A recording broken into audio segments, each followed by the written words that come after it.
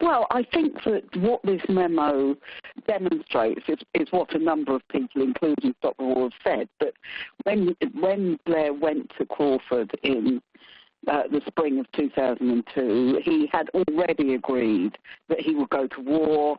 So really the whole of the next year, where he brought out the dossier supposedly telling us about weapons of mass destruction, where he ignored public opinion, including the biggest demonstration ever in this country in February 2003, and an estimated 30 million people who marched around the world.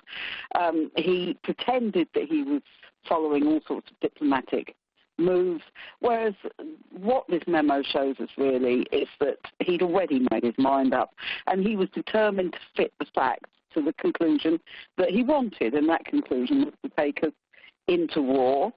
That means it was illegal. That means that his decision to go to war, regardless of anything else that happened, to say that they were going to go to war, not about the defence of Britain or the United States, but effectively about regime change.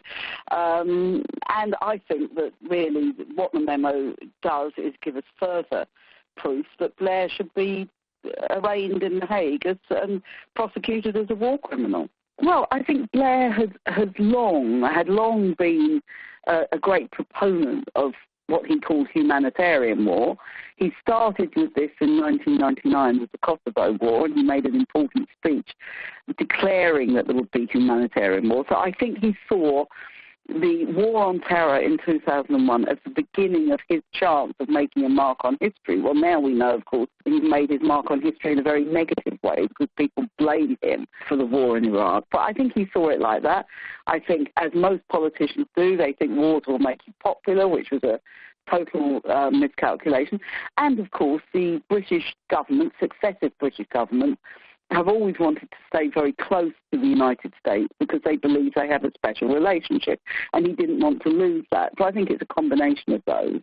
Well, I think it's largely irrelevant to Chilcot because Chilcot stopped taking evidence, nearly 4 years ago now, and still hasn't reported. So people in Britain are fairly fed up with the whole idea that Chilcot really has anything to add.